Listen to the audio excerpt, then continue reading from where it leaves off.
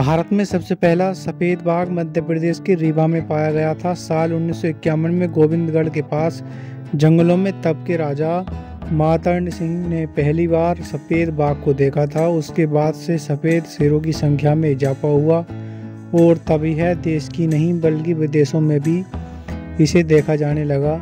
सफ़ेद बाघ मध्य प्रदेश के रीवा को सफ़ेद शेरों की नगरी भी कहा जाता है। साल 1951 के तत्कालीन महाराजा मार्तंड सिंह ने रीवा के पास गोविंदगढ़ के जंगलों में इन्हें खोजा था। रीवा के मुकुंदपुर में व्हाइट टाइगर सफारी भी है, जहां सफ़ेद बाघों को आराम फरमाते देखा जा सकता है। और सफ़ेद बाघों की आंखों का रंग होता है नीला।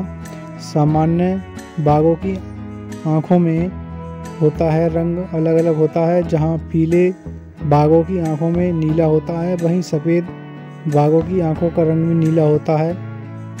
10,000 में से निकला है सफ़ेद बाघ। इस पूरे देश में सफ़ेद बाघ मोहन के नाम के वंशज हैं, लेकिन आपको जानकर हैरानी होगी कि 10,000 बाघों में से एक ही बाघ ऐसा था जिसका रंग सफ़ेद होता था। बाघ का रंग सफ़ेद कैसे हो जाता है? आखिर बाघ का रंग सफ़ेद इसलिए हो जाता है, असल में बाघ का कोट केवल एक जेनेटिक विसंगति का रिजल्ट है। सफ़ेद बाघ कोई लुप्तप्राय प्रजाति नहीं है। बाघ के माथे पर लिखा होता है राजा। बाघ के माथे की धारियों को देखने पर यह एक चाइनीज अक्षर की तरह दिखाई पड़ता है, जिसमें लिखा होता है किंग या राजा। बाघ सफ़ेद पीले बाघों की तुलना में जन्म और पूर्ण वयस्क होने पर दोनों के समय आकार में बड़े होते हैं। बिना रुके 6 किलोमीटर तक तैर सकते हैं बाघ। बाकी बाघों की तरह सफ़ेद बाघ एक अच्छा तैराकी होता है, 6 किलोमीटर तक तैर सकता है। 8,000 से अधिक बाघ लेकिन इन देशों में है कैद।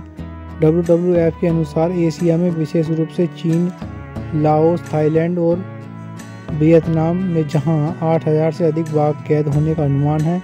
संरक्षण के लिए नहीं, नकदी के लिए पाला जाता है।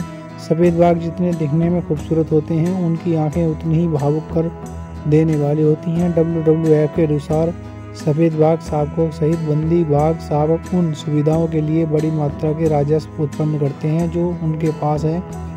200 सफ़ेद बाघ लेकिन सब पिंजरे में हैं। मिली जानकारी के अनुसार दुनिया में सफ़ेद बाघ की संख्या 200 है, लेकिन सभी चिड़ियाघरों में उपस्थित हैं।